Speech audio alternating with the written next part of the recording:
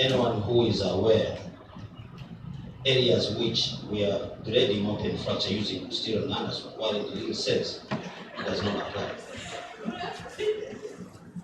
Do you know any side? Well, I'll try to elaborate as we go. We know that open fracture are challenging to treat, and the classification or grading system which commonly we use is posterior and Anderson, as I said, but it's a very old grading system from the time when it was invented and then modified somewhere in 1984. Up to this moment is still in use, but if you have a patient with a humerus fracture which is open, it's difficult at a certain point to get saying that this is open grade 3D in the humerus just because of the muscle coverage. Or if you have a fracture of femur. So these are kind of weakness of Gustilo and Anderson. So OTA, they realized that and they decided to like formulate another grading system for open fracture, which is it's called Orthopedic Trauma Association Open Fracture Classification, or OTA-OFC. It came with, again, a modification because of challenges of using the OTA. I don't know if it is visible there, but what I wanted you to appreciate here is this column here. You see, OTA considers skin injury, muscle injury, arterial injury, contamination, and bone loss. While in Gustilo and Anderson, we use only 4 things: wound size, level of contamination, amount of energy, and whether there is arterial injury which require repair. For the simplification of Gustilo and Anderson, it's user-friendly, and that's why it has been in use for so long. But that weakness of not answering everything, that's why the design of OTA grading came in use. But if you combine all these 5 factors, you might get up to 80-something diagnosis from OTA. It's again very cumbersome for clinicians to memorize all these combinations and put it in a clinical practice. So when we were like doing our research at Moy, and when we were writing manuscripts, we realized that it's difficult to use OTA, but it's a bit less to a level using Gustilo and Anderson. So we tried to like, okay, can we propose a new grading system? That's what I'm going to show you today. That's what is called unification. But if you see, this side is the weakness of Gustilo and Anderson, which it has inconsistency to define whatever, and it has poor reliability and reproducibility. If you ask Dr. Mboya, I'll tell you that is open 3B, but when Matoyo will say, no, that is open grade 3A. And then we're in trouble. Or somebody say this is grade 2, and Joel might tell you that that is 3A. That inconsistency. And then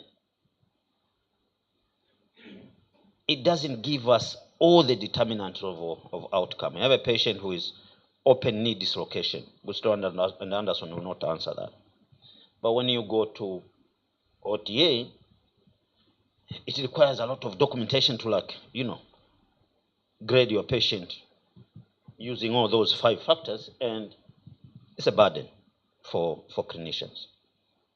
So the aim of this study was like trying to use the simplification of Gustilo and Anderson and use combine the detailed of OTA to get a simplified kind of grading. We're on a drawing board, so you might be involved as we go to come up with a real grading. So that's how we are proposing that the unification, it takes, yes, the same issues which OTA brought, that these are pretty important, and then try to combine those, that we should have a grade 1, grade 2, and then grade 3.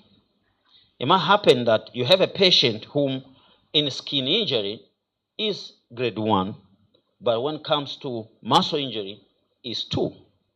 So that patient should be graded as 2. Or you have a patient in skin injury is 2, but in bone loss is 3. So that should be graded as grade 3. So you take the severe injury to like bring it as a final grading system. So the way we did, we conducted 2 studies at Moy. One was nail versus X-Fix, which had around 240 patients. And then another one is what we call Go Tibia, where we are testing, it's a trial, gentamicin versus normal saline, which is injected on a local wound. So we took the numbers of those patients whom were included in these 2 studies to like try to see the Gustilo and OTA, and then manipulate that to get the unified grading system. So that study gave us a number of 367 patients. So we compared the Gustilo and Anderson and OTA with the unified, and our interest was to like, could we predict the infection rate, delayed healing, mi-union or non-union? And we used multivariate logistic models to like predict those outcomes. So as I said that we obtained the Gustilo and Anderson and OTA from the patient case notes, because these are the variables we corrected when we were doing that study, the primary studies. And we used those OTA in 3 different ways, as I said, as I showed them at the beginning, that you have skin injury, muscle injury, arterial injury, contamination, and bone loss. And then our primary outcome was to what we were trying to see, if a unified classification will give us the presence of adverse event within 1 year after the fracture fixation of open tibia. And then to say that the adverse event has existed, those 4 factors have to be there: whether there is deep surgical site infection, delayed wound healing, whether there is mi-union or non-union, and if there is any superficial site infections. And then that was put into multivariable logistic regression. And what we were expecting, we expected that a t-test for continuous variable and Fisher exact test for categorical variable had to be conducted to identify any significance of those factors. So a p-value of 0.1, if existed to any of the factors, then they were put into regression analysis for confirming existence of the adverse events of interest. And we analyze using a starter version 15. The study we were conducting, we excluded, the main inclusion criteria for our patient was a possibility of closing a skin after your surgical debridement. So automatically, patient who is open grade 3B and open grade 3C, they were excluded using Gustilo and Anderson. So this is the main weakness of this study when we are looking into unification. We didn't include patient with open 3B and open 3C. That might be an area of like doing another study with this patient included C, if it will give the same outcome. So the results, as I said, we included 367 patients, and there were 100 patients from a pilot of Go tibia, which is gentamicin versus normal saline, and then 267 patients from external fixator versus intermedullary nail study, which we had 250 from the main study and 27 from a cohort of delayed presentation of open tibia fractured bone. So again, we realized that most of our patients, as usual, they were male and young with mean age of 32.8. And the main mechanism of injury was motor traffic crash, as Mugisha stated yesterday. And these patients, they were treated either with a nail. So we had around 49% of our patients treated with an intermedullary nail, and a 52% being treated by an external fixator. What we found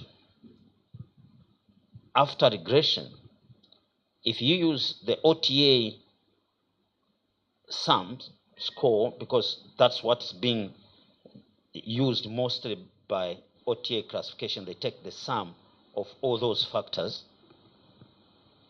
The model demonstrated that each one level higher on the OTA sum score had higher odds of adverse events. So it means if you're coming from go higher, there is increase of adverse events as well. So that had higher odds of adverse event when compared to unified classification type 1, for instance. So there's kind of similarity between the unified and OTA. And then a fracture which was classified as unified, which is OFC 3, which is type 3, also had a higher odds of adverse event when compared to unified classification type 2.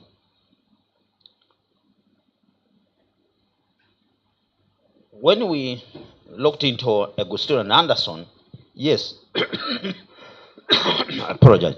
There was high advanced events when you have high Agustino and Anderson like 3A, because these are the patients which had the highest grading in Agustino as compared to grade 2, but they were not statistically significant when you used Agustino and Anderson. So after the subjecting our data into a univariate analysis, we realized that patients who experienced a surgical adverse event were significantly more likely to have, one, a higher severity grade for muscles injury, which had a p-value of that number there, which shows it was a significant finding, and then contamination as well, which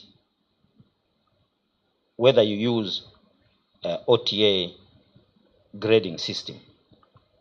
And then they had a likelihood of having a higher OTA grading total sum score to pick the adverse event.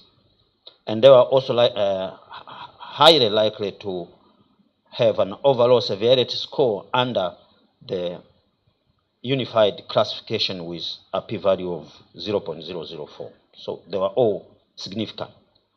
So to conclude, this study revealed that the new grading system we are proposing is showing to predict adverse events within 1 year after an open tibia fracture. And this grading system measures the cumbersome OTA and easy Agustino and Anderson for open grade 1 up to grade 3A, show also that we can improve the communication and usability while maintaining prediction ability. But we know, as I said, that we didn't include 3B and 3C, so we think that the area where more studies are needed to like include the whole range of our open tibia fracture and subject it to unified, compare with OTA and Gusiro and Anderson, see if it will give the same prediction. If that happens, that means we'll be in a position to say now we have a new grading system which uses the simplicity of Gustilo, but again adds in the complexity of OTA grading. I think that's the main conclusion we're coming with it. So we invite for a new idea to have a prospective study which might be much center. All these data are from MOI, they might be biased with the grading system, but if you use all hospitals in Tanzania and try to like have a common language, at a certain point we might add into orthopedic fraternity that a new grading system is originating from Tanzania. Thank you so much.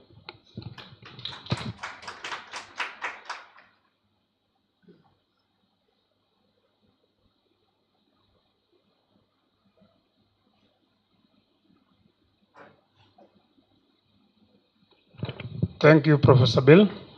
Now I invite Dr. Hulda Zelot.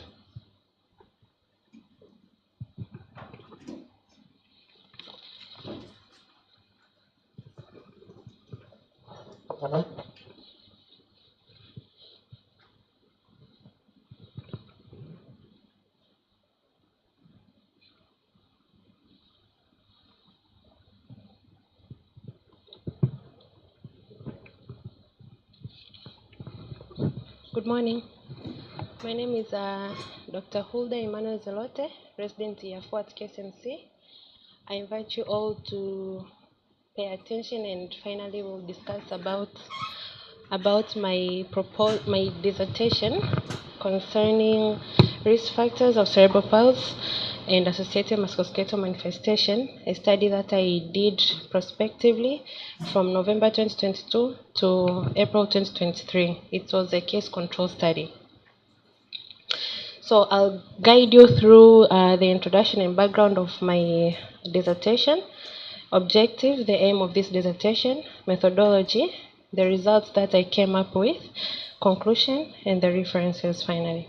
So globally, the background of cerebral palsy, it has a prevalence of 1.5 to 3.3 per 1,000 live births, and Uganda study done by Kakohoza 2017, it showed that the crude prevalence was 2.7 of per 1,000 children, and it was less or more the same as other regions worldwide.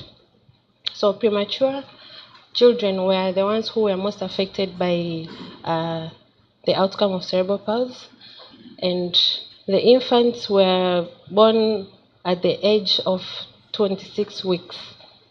So the most risk factors of cerebral palsy included low birth weight, preterm birth, multiple gestations, prematurity, conversions, and infection during pregnancy, such as TORCH or HIV, and other infections like STDs. So what's cerebral palsy? Cerebral palsy is a group of disorders that affect movement, muscle tone, balance, and posture. And again, it's caused by damaging to the immature brain of an infant. So the motor impairment affects the musculoskeletal system. This is due to the neurological impairment. And the impairment happens in upper motor neuron lesion. So these musculoskeletal features are spasticity, dystonic, and contractures, and also it involves poor gait and balance of the child. So moving on to classification. Classification of cerebral palsy is according to movement disorder, function, and topographic. So starting with movement disorder. So the movement disorder classification subdivided into spastic type of CP, dyskinetic type of CP, ataxic, and mixed type of CP, whereby this can affect either one-sided body parts, this is hemiplegia, or diplegia, monoplegia, or both upper and lower limbs, this is quadriplegia. So the function. The function can be classified into gross motor functional classification system or bimanual functional motor classification system, whereby when we talk, these are subdivided into 5 groups, whereby when we talk about gross motor, it's mostly the movement of the patient.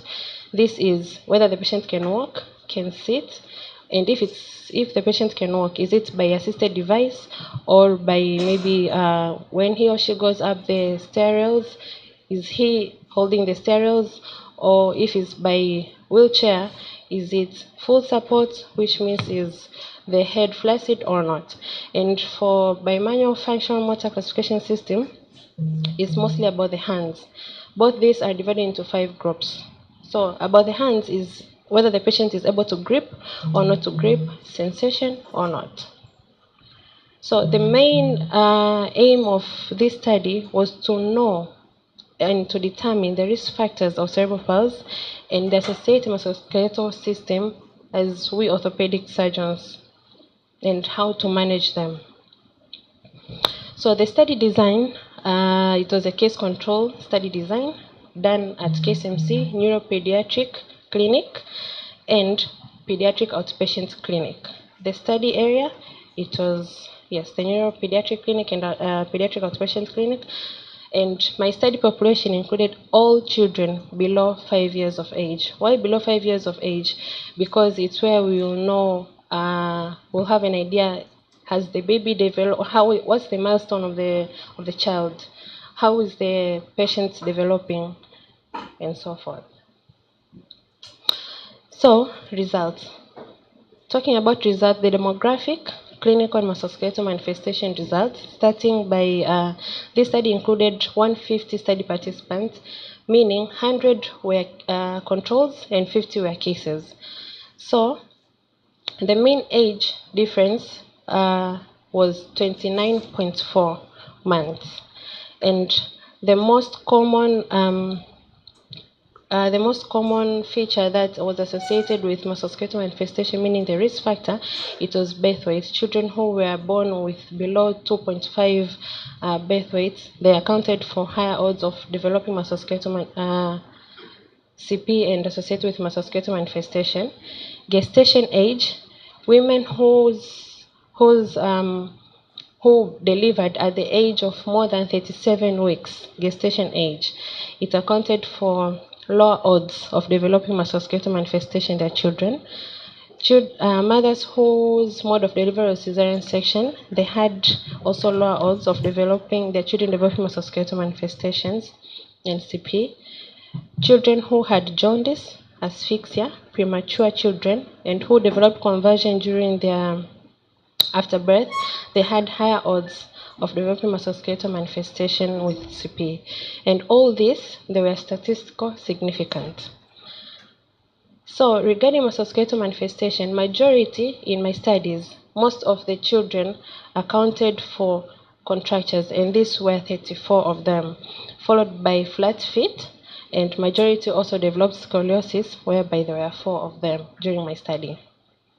So clinical features of children with musculoskeletal, with cerebral palsy, whereby we are now talking about the cases. Children who had CP, the most type of CP that was affected by these children, it was spastic type. And this accounted for 26 children out of 50. And out of this, dyskinetic 13, mixed 6, and ataxic 5. So moving forward to the type of CP that is spastic, the most children who were affected in my study, unilateral children, there were 10, and bilateral, there were 16, and bilateral, there were 10 children. By children who had bimanual fine motor classification system, the most affected, there were those class 4 and class 5, whereby class 4, there were 17, and class 5, there were 20. This is the most severe form of bimanual fine motor classification system. So children who who were affected by gross motor classification system, which means they can't walk without any assisted device, such as a wheelchair or auxiliary crutches. So these children, they were 100% bedridden, this is class 4, and 100% wheelchair supported children, they are class 4. So class 4, there were 20, and class 5, there were 16. So children who could walk with ability and who could not walk with ability, the most affected children, most of them out of those 50 in my cases, most of them could not walk without ability, and they were 35. So coming up to conclusion of my research. So the most common clinical characteristics of children is spastic type, and it's mostly seen in children who had contractures. So those children who developed contractures during the course of my study, I believe there were 34, most of them had spastic type of CP. And most of them had classification system gross motor 4, and by manual functional 20 of them, and they were the ones who were mostly observed in my study. And most of them, they could not walk without device. So the most common risk factors from my study, most of them that they were significantly associated with cerebral palsy, they were birth asphyxia, prematurity, low birth weight, convulsions, and jaundice, whereby jaundice was the one that had the leading higher odds during my study. The most leading musculoskeletal manifestation, as I discussed with you earlier, it's contractures, whereby it's accounted for 68% of this study, and the least was muscle atrophy, whereby it's accounted for 4%. Thank you.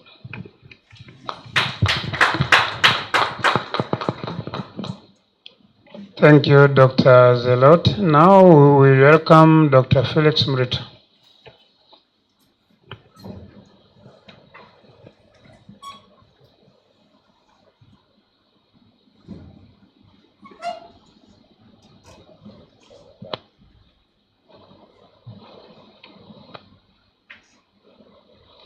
Morning, everyone. So I'll take you through a case report of innovation in orthopedics in a resource limited setting.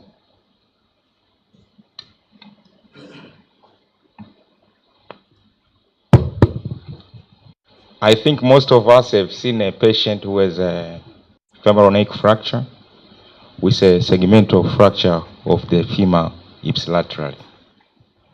These fractures mainly are usually due to a high energy, and most of us have seen them in our practice.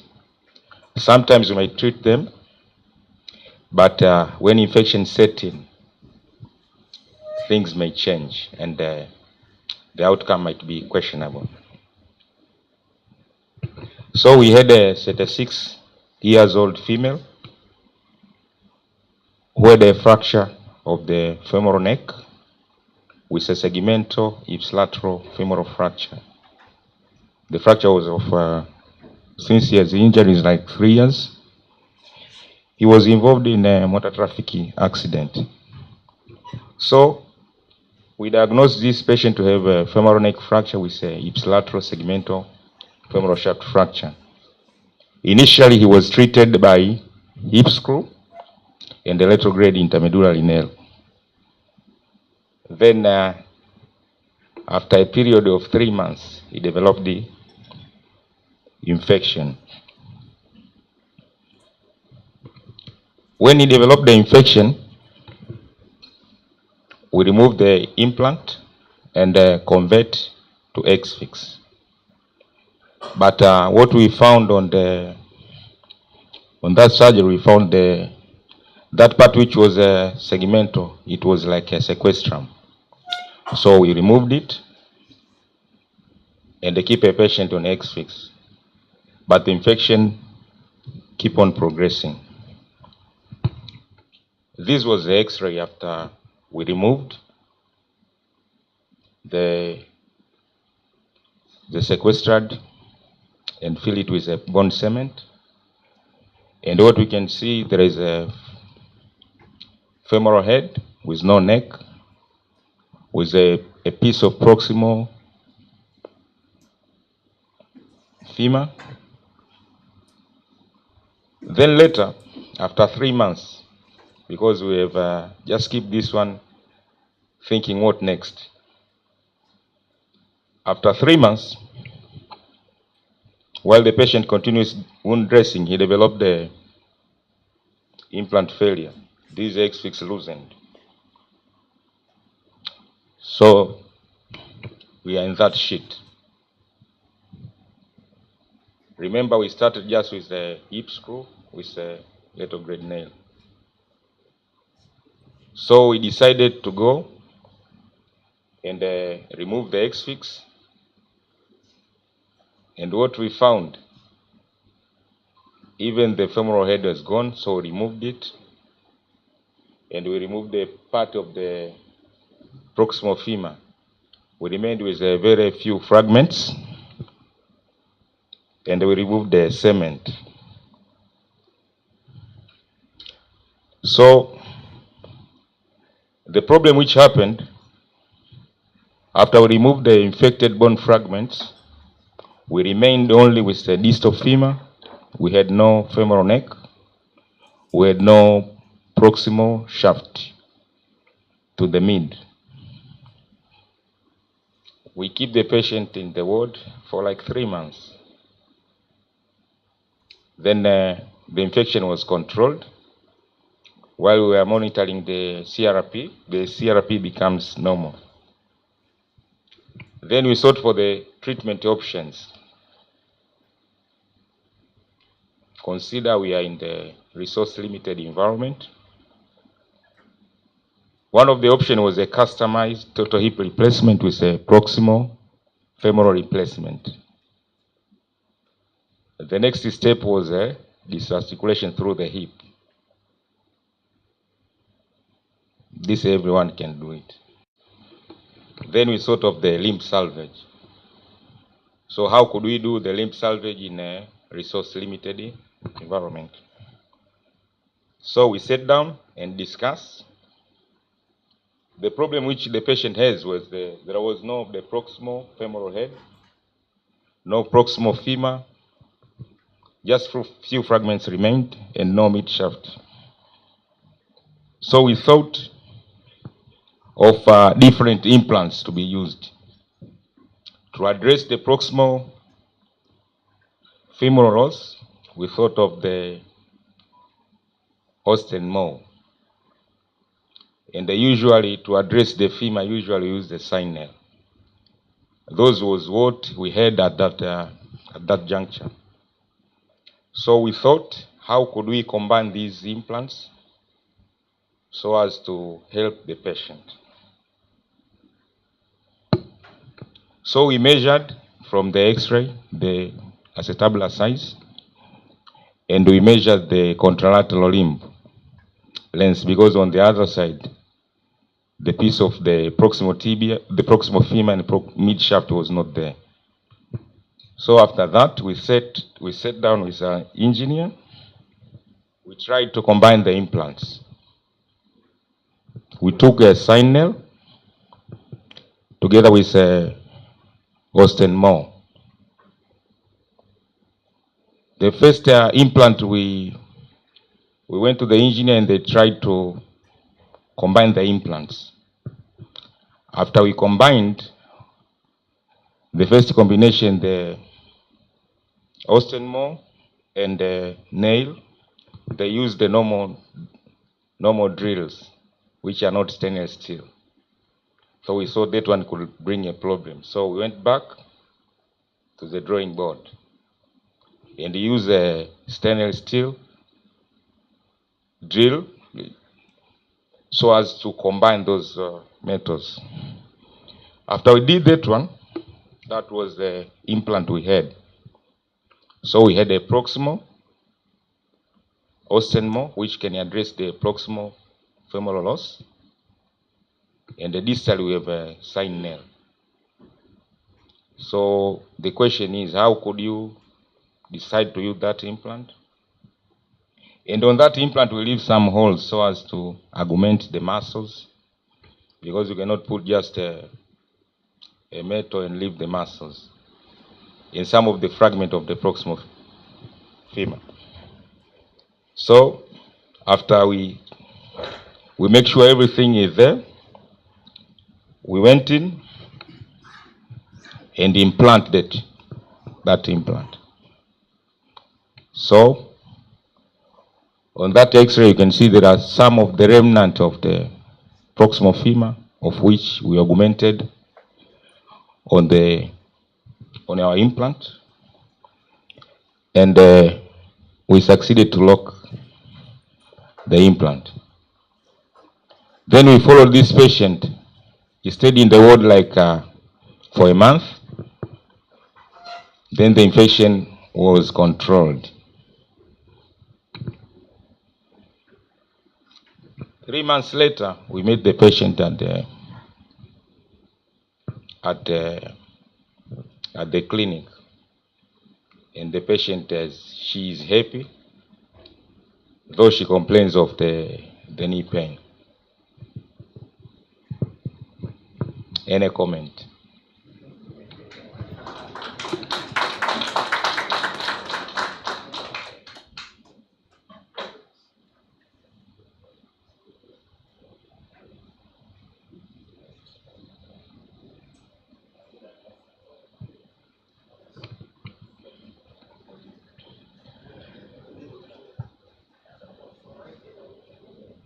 Almost. So in conclusion, I had the videos for the patient walking with a single crutch, but unfortunately it fails to play in our systems. But when we discuss with this patient, shall we remove the implant and amputate you? She's continuing with her life. So before you decide to amputate, utilize the available all options. Sometimes think of the limb salvage, and we should have an open mind, not to always think of the shortcuts. Thank you.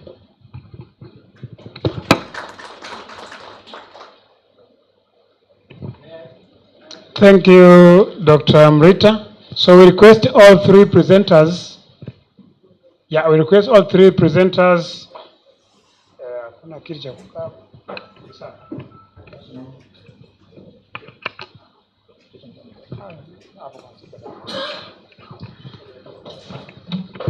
Professor Bill, take your seat.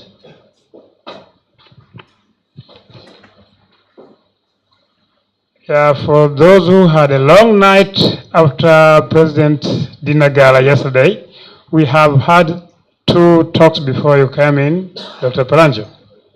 So the first talk was delivered by Professor Haonga, was about unification scheme of the Gustil Anderson and the Orthopedic Trauma Association open fracture classification systems. And the second was by Dr. Zelote about risk factors for cerebral palsy and associated musculoskeletal manifestations in children treated at KSMC. And the latest is this improvision in a resource-limited settings. The floor is now open for discussion.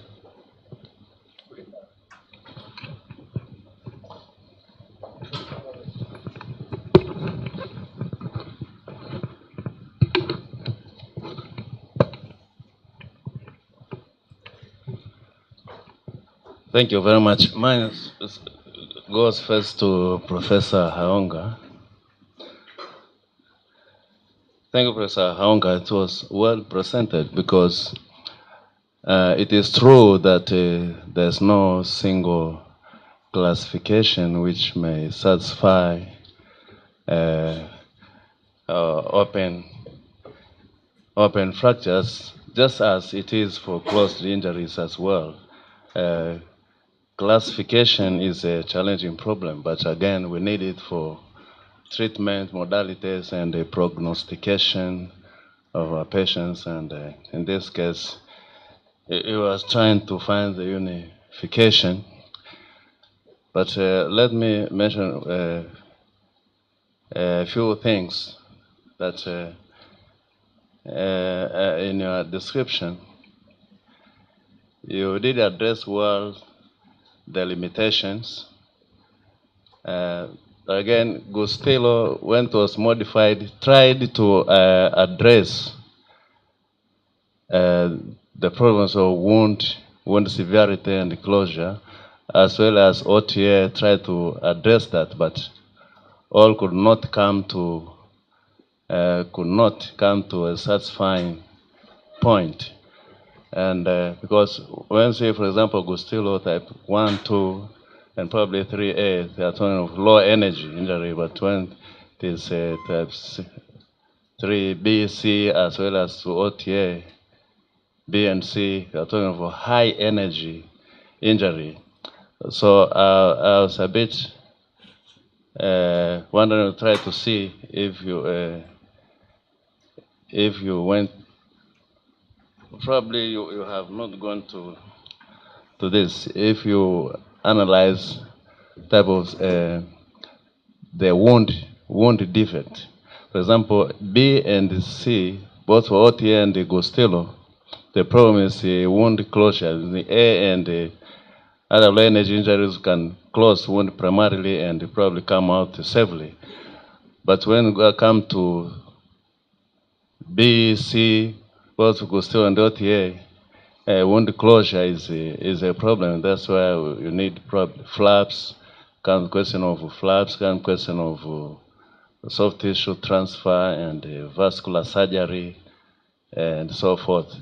And I feel that's where the challenge is. And as we see yesterday, the type of trauma patients, it is so severe, like the patients were yesterday.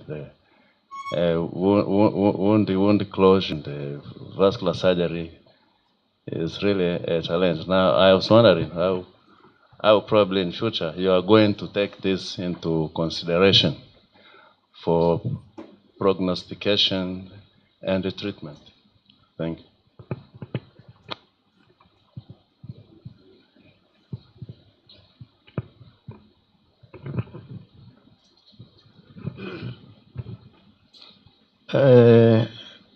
My question goes to the president.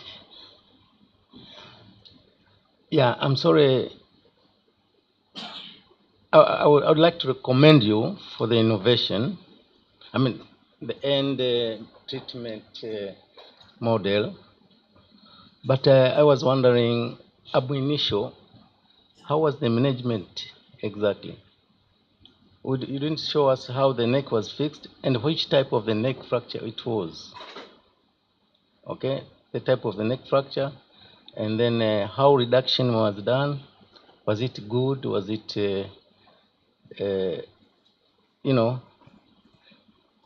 and then was this an open shaft fracture? Was it closed?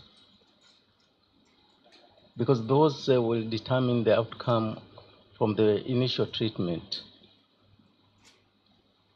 if you get me.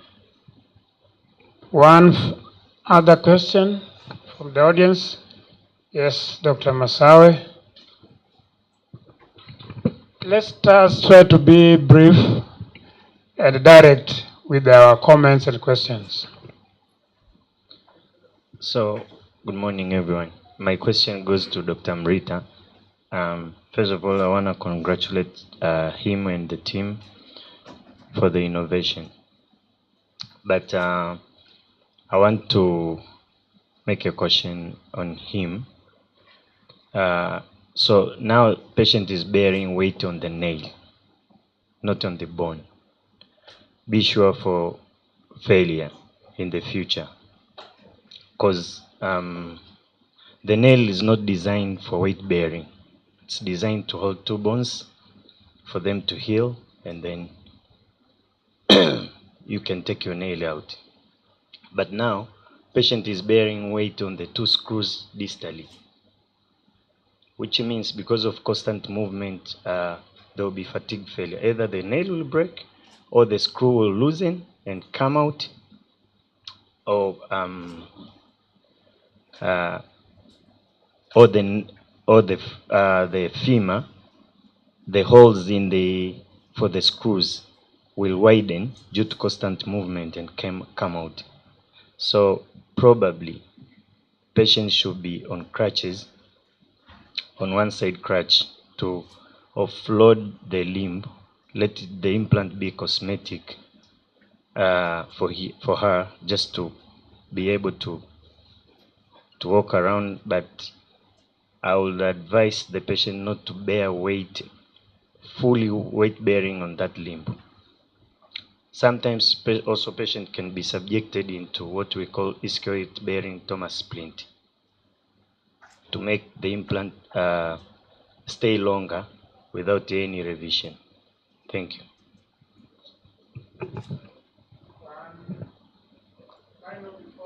Listen to the responses. Maybe Mita didn't tell us whether this patient is married and have a child. Let's hear. Okay, so thank you for the presenters. My comment goes direct to Dr. Veroth, who presented on the risk factor of cerebral palsy. So thank you for the presentation, but mine is focused on currently, as the orthopedic surgeons, most of the time we don't see this patient with cerebral palsy. We have different studies there at Muimbili, specifically concerning the Muimbili, the MNH, where we have this patient, a pediatric patient with cerebral palsy. They have different orthopedic manifestation. The common one is ankle deformity. Another, the second is hip dysplasia. We have latest study there at Muimbili. We have almost 17%.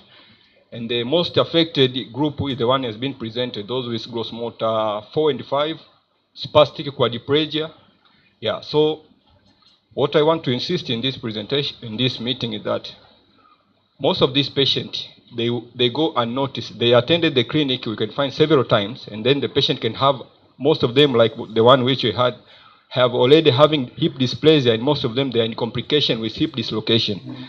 So what is done? What is the ideal, according to what has been done, some of the, concerning the Norway, Sweden, they have this called the surveillance program, where you can find this patient with hip dysplasia, at least, especially those with those risks, the one with gross motor 4 and 5, the one with spastic quadriplegia, at least in 1 year, they have to attend orthopedic clinic, so that a orthopedic surgeon can have at least to analyze the hip, the ankle, and the other deformity, because there are a lot of orthopedic deformity with this patient they presented with. And then they can plan on the way forward on how to intervene. So I think this is a wake-up call for us as an orthopedic surgeon. We have this patient at our clinics, so we have to chip in and try to assist so that we can have that, to avoid this patient to end up into those complications. Thank you. Thank you for questions. Any more hands? Okay, Dr. Skok here. Then get ready for the responses. Yeah, thank you. Thank you so much. I would like to congratulate all presenters for nice talks. Actually, it's not my question. It's just a kind of advice. It goes to Dr. Hulda. Cerebral palsy is a burden to the family. It's draining the economy of the family.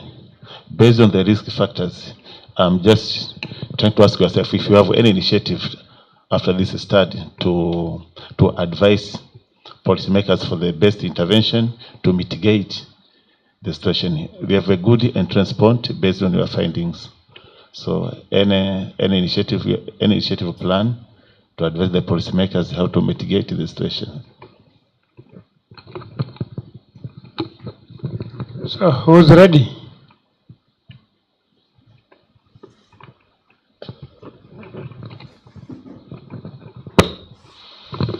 Yeah, thank you, Dr. Mboya, for the comment. I think what you said is what we missed, because that was a review of the available data, and which was collected excluding 3B and 3C. So we're not sure whether if we include the 3B and 3C, whether our p-value will remain the same.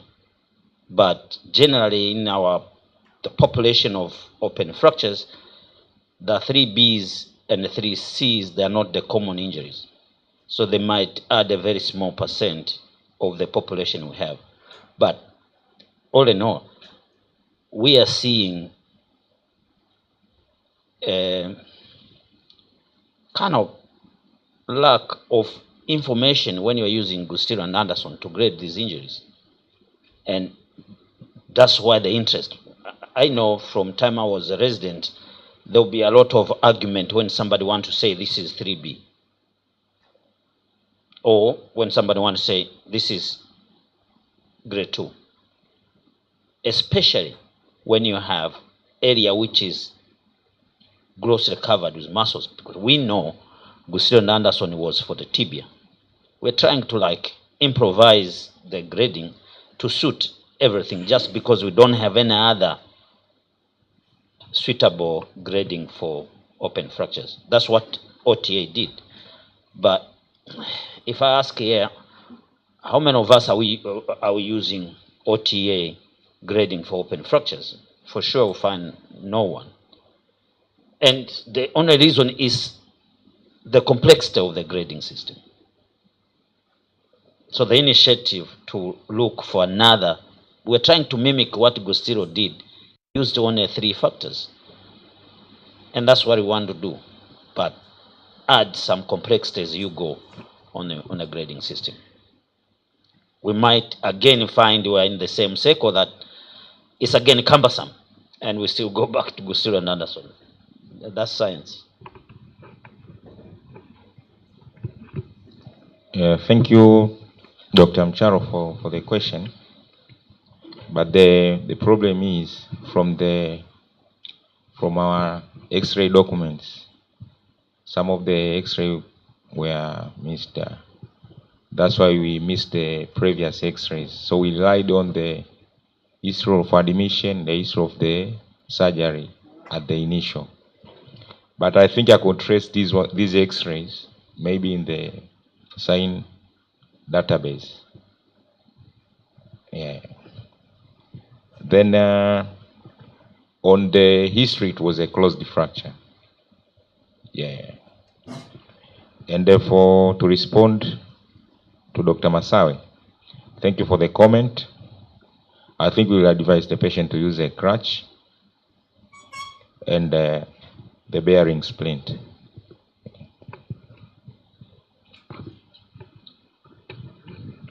If I could add on that case, what we have to dive deeper is looking into the fragment which came to base question. It was a middle fragment. Now, if you follow the sequence of treatment, you start asking yourself, where did they start when they were fixing the neck? Did they start with a proximal fragment just to fix the neck first, and then struggle with the middle fragment to push a nail? And the time when they were struggling with the middle fragment to push a nail, what happened? There are 2 things. It could be because of high energy injury which caused the fracture, so the middle fragment was a sequestrum from day go because of the amount of energy. Maybe it was devascularized straight away, or it was devascularized during the struggle to ream and put a retrograde nail. And that's why the first concern of the middle fragment dying. The only challenge I'm seeing, maybe if if the infection went all the way to the proximal fragment, that they removed the screws and then put a cement. If whatever implant could have been applied for the proximal fragment to hold the neck in position, and then augment with cement when the middle fragment is removed. It's all kind of thing we contemplate after the complication has happened. We cannot return back the parts which are missing. It's just like next time what we can do better. I still see that this thing will fail, as our colleague there is saying, because the nail will not help to generate anything to help on weight bearing. It will come a time that implant will fail. What will be the next step then? Because there will be no bone proximally and a bigger chunk without a bone. So we go back to amputation. Amputation is not a punishment. Amputation is treatment. And we need to, like, a certain point, tell a patient, I'm seeing a problem of amputation, that the problem we face in our area is, first of all, the prosthesis design, which we still use very old prosthesis, which some to the patient is a burden, not a help. But again, the variability of this prosthesis. So it's an area where we need to invest more. I have done several studies to look into the amputation and availability and usability of the prosthesis. You still see that the cost is the limiting issue, but again, the quality of prosthesis which we have, again, is another challenge. The patient might need, like, the whole limb, and how to fit it to the pelvis, that might be a challenging, and often they don't use it. But all in all, we as orthopods, we have to, like, buy into, like, amputation is not a punishment, but there is availability of prosthesis, and sometimes amputation reduces hospital stay and reduces cost. If this patient has been in the ward for like half a year, how much money that injury have drained the family? Sometimes you find these patients are neglected in the hospital and nobody comes even to bring their food. So it's a difficult case. Thank you for the comments. So to start with, any initiative to be done by the policymakers or we doctors to these patients or to the society, yes, we can try and think of initiative measures. For example, to reach out to the community organizations, to give them lectures or to give them seminars on how to attend or on when to attend the maternal clinic, and if at all they have any, because you can see one of the risk factors is infection. So counsel them on way to go about the infection, if they are positive, on how to attend the clinic and to adhere to medication. And I think the best part is they should start clinic as soon as possible, because most of patients who I tended to attend them or to collect data from, they are from rural areas, and most of them, they admitted that they didn't start clinic early. So I think that can be one of the reasons. And the other point was what to be done to these patients, because they normally don't go to orthopedic clinics. It's true, and that's why my research data collection based at these two clinics, outpatient pediatric clinic and neuropediatric clinic. So they normally come to us only when they are referred or we are consulted by these two clinics, because they normally come with fractures or dislocation or hip dysplasia and all that. So I think it's a multidisciplinary thing that we as doctors to organize ourselves. Maybe we can call in pediatric doctors, neuropediatric doctors, and we orthopedic doctors. Like, we should work as a team. Not only we should wait for the patient to come in while they already have these fractures. I think We have a comment also from YouTube. We are live, remember, in YouTube, and Dr. Swai has been very active since yesterday, among others. His comment is rather, as an association, we must bring to the forefront cerebral palsy. Worldwide measure of good orthopedic care is how cerebral palsy persons are managed.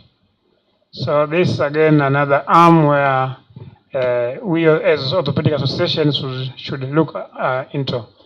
And you having a study in that area, I think you can have a upper hand into integrating the care of cerebral palsy, especially in Tanzania.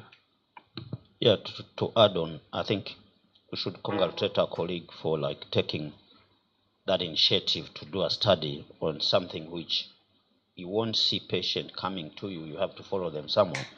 But I think we as orthopod, we have to be proactive. There are areas which there's a lot of money for research. One is cerebral palsy, but sickle cell, there's millions of dollars there. And the sickle cell has a lot of musculoskeletal manifestation, which we are not there when you read all the papers which are written from sickle cell, and they have a big clinic at Mwimbili there, from Dr. Dinda's study, which again he ran away from publishing it.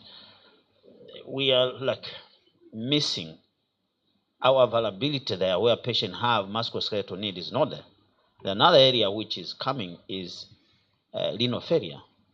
We have dialysis unit in every hospital in this country. That means patients with renal failure, they're living longer. And with their time on dialysis, they have musculoskeletal manifestation, which either we have to do a study or we have to be there managing them. Like you get a patient who is renal failure on dialysis and is 70 has a neck fracture. What do? These are the areas where we orthopod, as the numbers are adding up, we should start going in for either research or kind of like specializing in managing all those patients with medical comorbidities.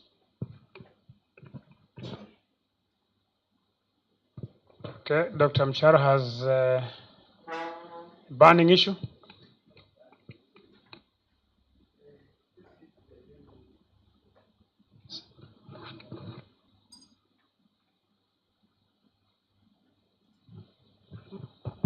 Yes, since this is a learning sort of meeting,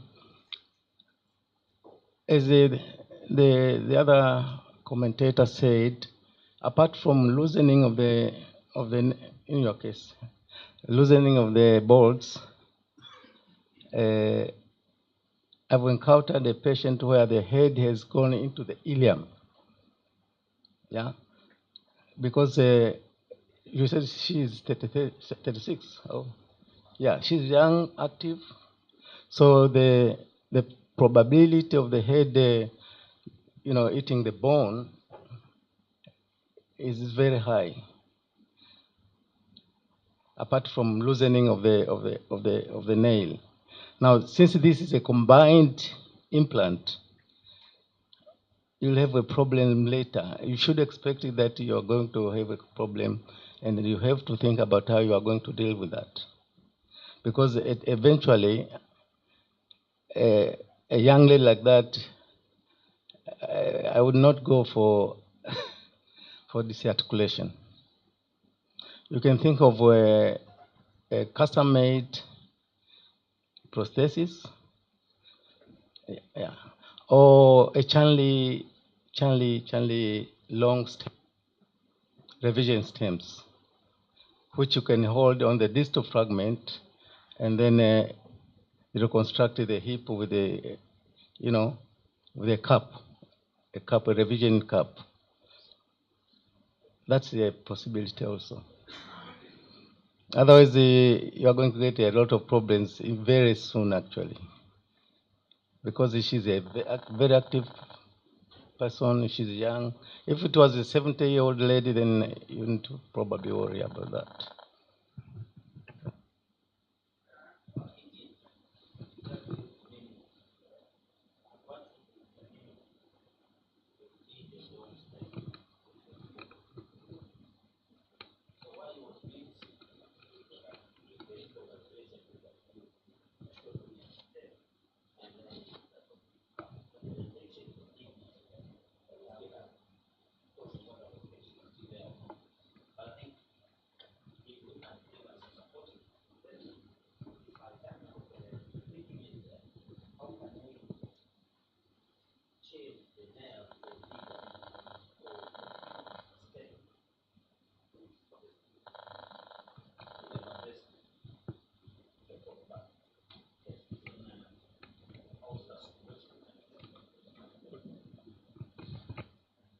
Go back to the heading of Dr. Mrita's talk is about addressing such kind of catastrophe in a resource-limited countries.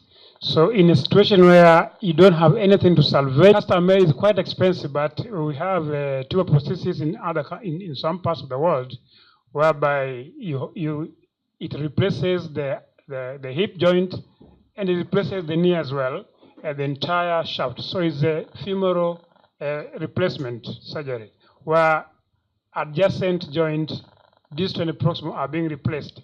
That will at least address the issue where we have a concern here about the fatigue, because this nail will eventually fail. Even if you disallow weight bearing, but with the mere weight of the extremity, it will eventually give way. And appropriate solution would have to replace the entire femur. One final comment before we listen to Kulsum is one of our. Yeah, one final comment. Yes. Thank you. Dr. Amrita, that was a disaster. When you are faced with that disaster, you try to find a way out. And this is one of. But I thought I should bring up one issue that you might not be thinking too much about currently. In the old days, we were trained, if a bone has an infection, you've got acute osteomyelitis, and there is a sequester, don't rush in to remove the sequester, which is a principle that we are beginning to forget, because we tend to think so much in terms of putting in prosthesis, etc. Leave the sequestrum. The body will form an involucrum. This will be the lattice for you to be able to develop future bone. So in this situation, since the CRP had already settled and signs of chronic infection seem to have been controlled, I would have given the patient more time. Just keep taking x-rays and make sure you have some kind of an involucrum in the area where the bone is missing. Because once you have a bone gap, then you're faced with a situation that you must get a bone transport. That's our bone implant, so that you bridge the gap. Now, if you let nature do that, you will be left with a sinus, a draining sinus. Maybe pieces of sequester will be coming out through that sinus, but the body will continue to form a new involucrum. And it is this new involucrum that will depend to take the stress off the metals at a later time, because you're going to form a new bone around the metal that you have. It's not that it's foolproof, but what I'm trying to say is that don't be in a hurry to remove sequestra. Let the body deal with the situation by giving you an involucrum, because it gives you a lattice for you to be able to build on. Otherwise, you have a bone gap which you have difficulties in closing.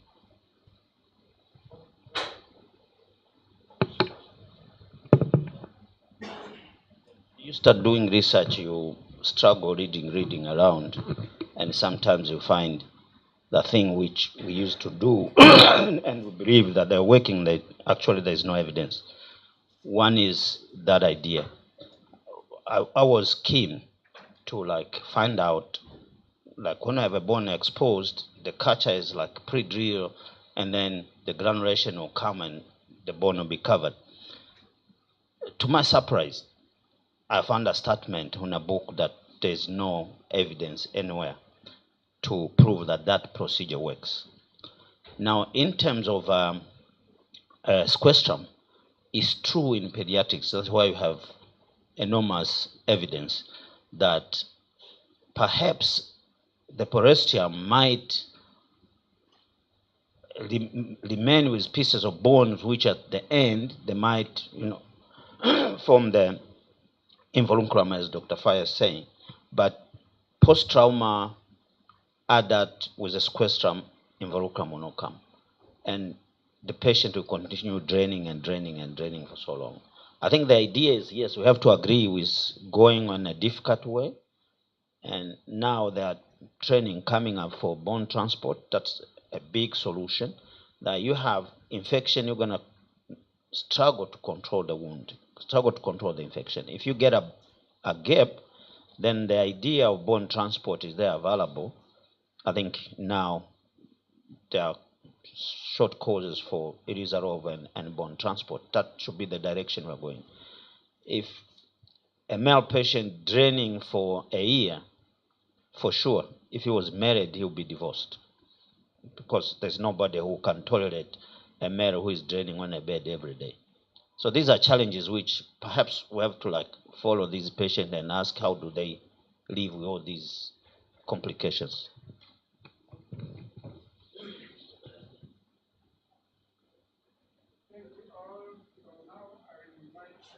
Kusum. And before the Kusum step on the podium, Madam Treasurer has an announcement. Good morning, everyone. As you saw yesterday, we passed the papers for signing for MCT so that we could get our CPDs. Today, the papers are also going to pass again, but I would like for you to sign day 1 and day 3 for this first paper. But there is another paper which I've attached down. This is of one of our supporters. He also asking for the attendance. So once you sign on a TOA paper, day 1 and day 2, that means 2 signature. Make sure you sign twice. And then you also write your name and you fill in the details on this one of our sponsors. That's all. Thank you.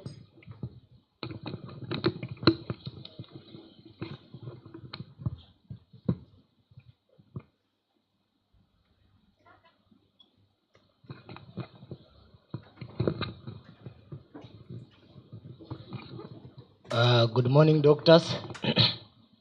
My name is Peter Gitao. I'm from Kusum, group of companies.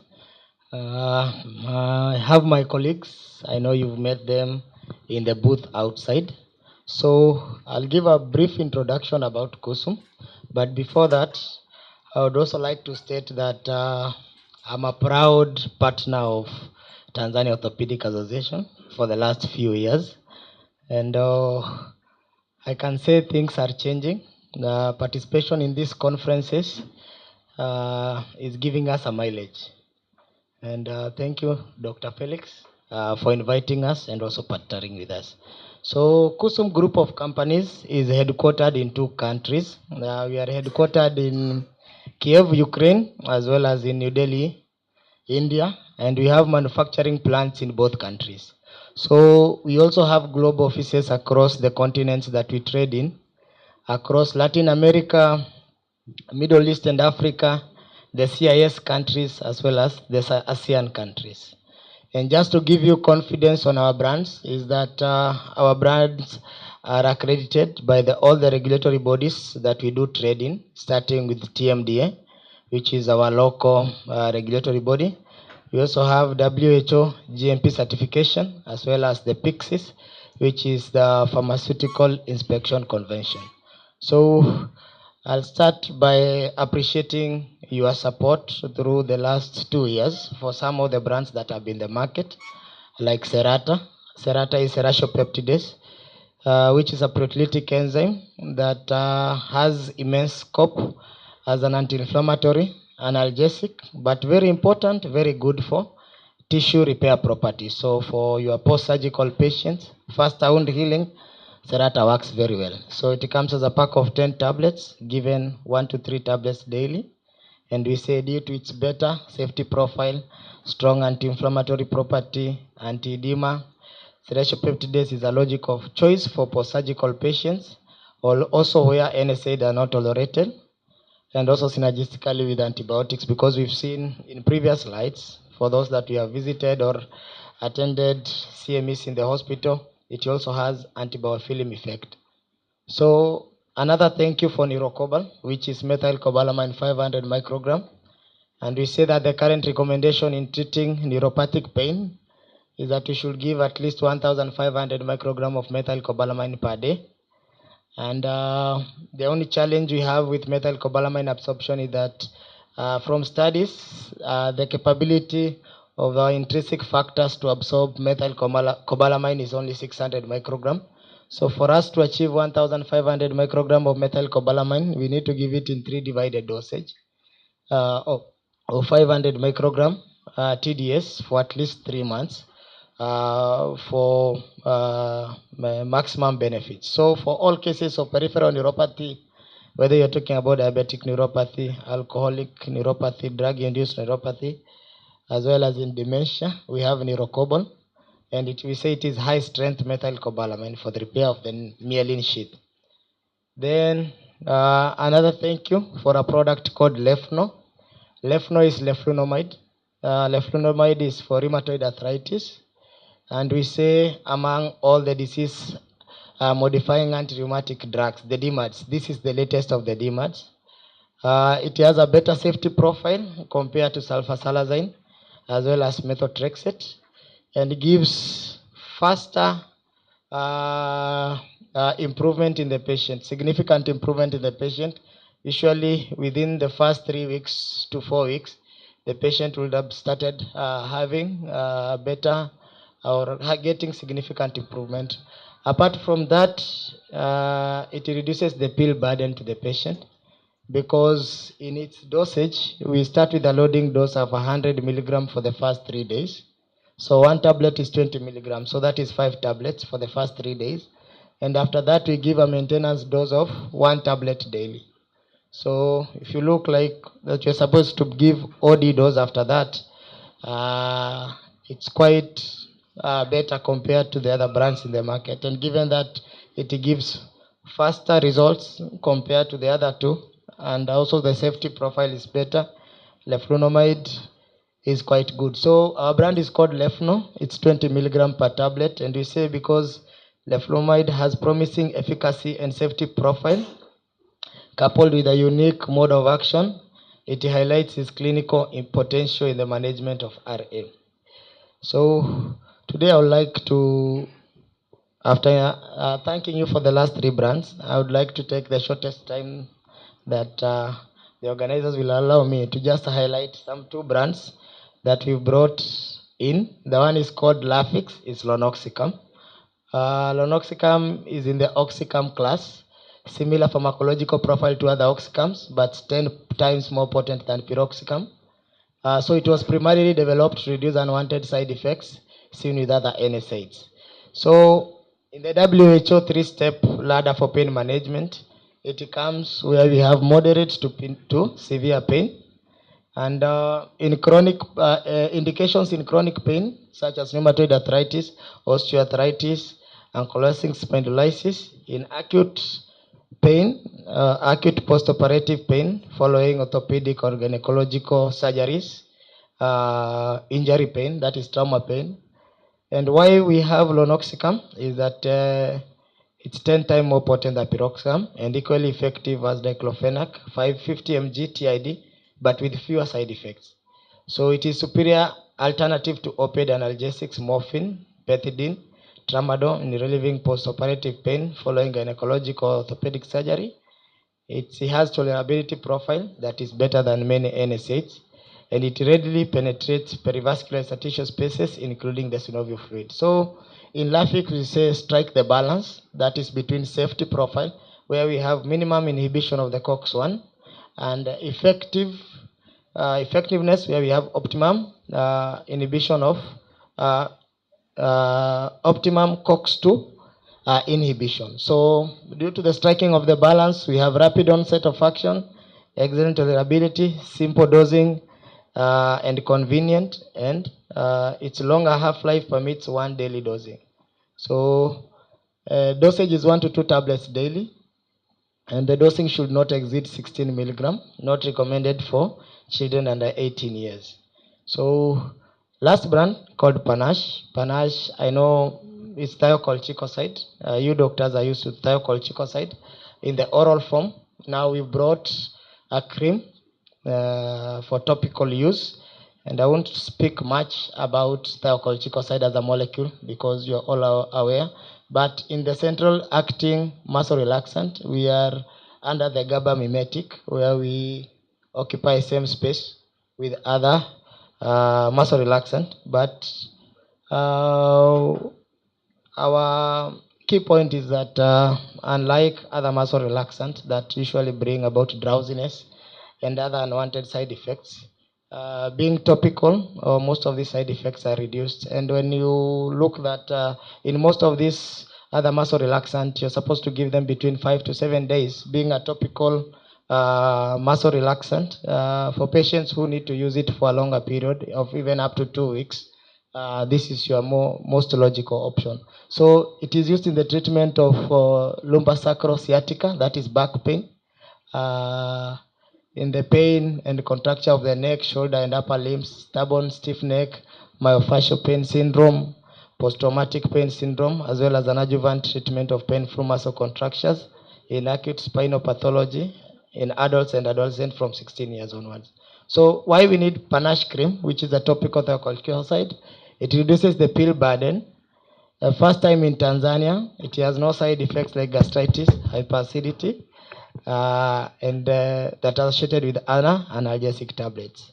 So we say in making daily life easy in pain and spasm, in shoulder pain, neck pain, lower back pain, we prescribe panache.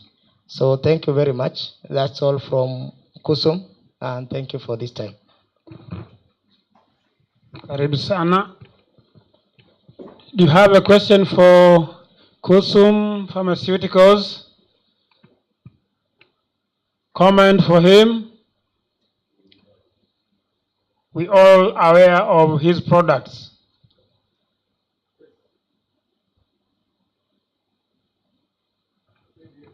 Oh, asante sana Kusum. Yeah, you are in support. The audience is in support. So, Mr. President has an announcement.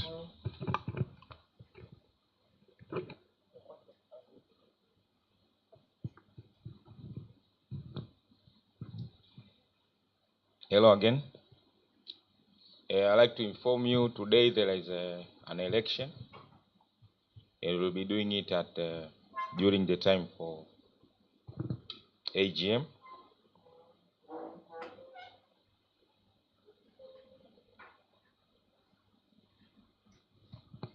So the returning officers will be Dr. Julius, who was a past president. Dr. Shadrach was also a president in the past, and me.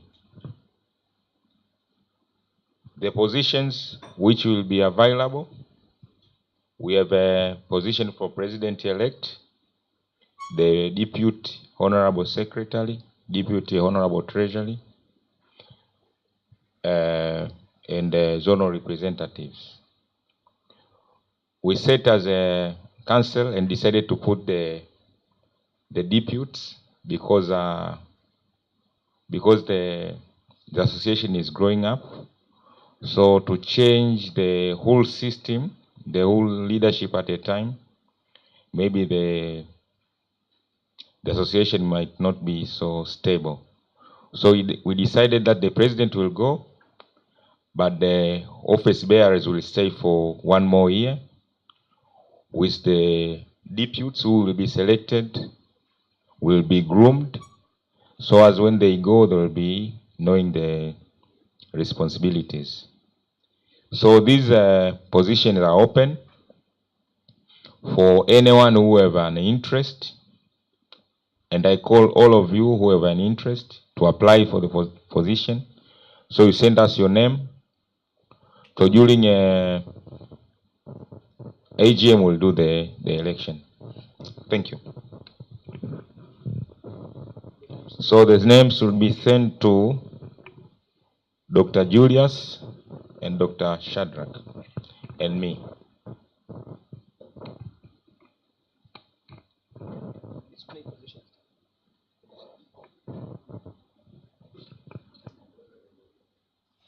So everyone should think of those positions.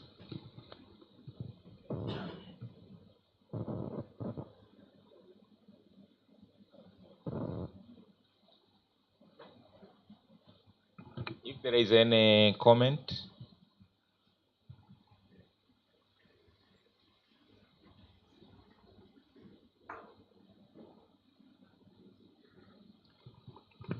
If you understand the idea which has been presented by Mr. President about new positions of the Honorable Deputy Secretary and the Deputy Treasurer, which the positions previously they were not there, but there was a feeling, this being the first of its kind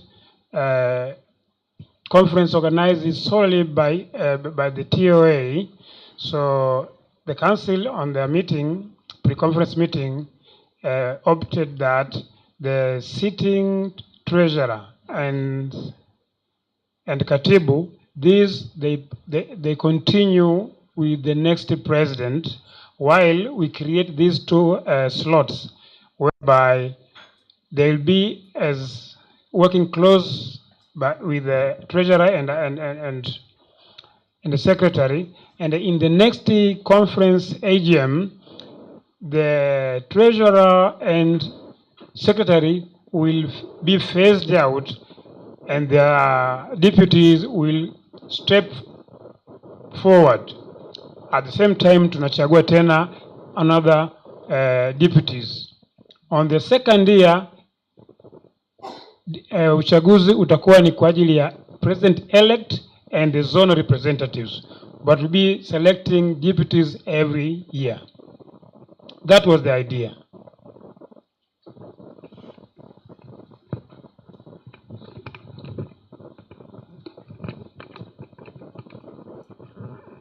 Yeah, nafikiri idea inataka kufuata associations zingine wanavyofanya, lakini naona kama tunataka kutengeneza shida kidogo, kwa sababu kuna mahali ambapo hampasemei. Kwa mfano sasa hivi president alikuwa na president elect, secretary na treasurer, sio? Kwa wenzetu unakuwa ndani ya association kwamba umeingia kama council member, and there's a possibility a council member kupanda kuwa either hizo nafasi za deputy na nini na nini, and then there is a possibility sasa hata kwa sexa nafikiri wanafanya hivyo kwamba secretary, is our expectation kwamba secretary general automatic atapanda kuwa president elect at a certain point, and there's expectation kwamba treasurer atapanda kuwa secretary general. Tulikuwa nafanya hivyo hata mate, lakini ikuje kavurugika hapo katikati. That gives continuity ya kujua council inavyofanya kazi na kuijua association in depth. Lakini hapa mnaposema kwamba tutachagua deputy leo, lakini secretary anaendelea, sio? Next year secretary anatoka na anatoka secretary, alafu nani anakuwa deputy? Anakuwa deputy, alafu tunachagua deputy mwingine. Sasa secretary mnamuua kwamba hawezi kuwa president elect. Okay. No. Na mnamuua treasurer kwamba hawezi kuwa secretary. Okay.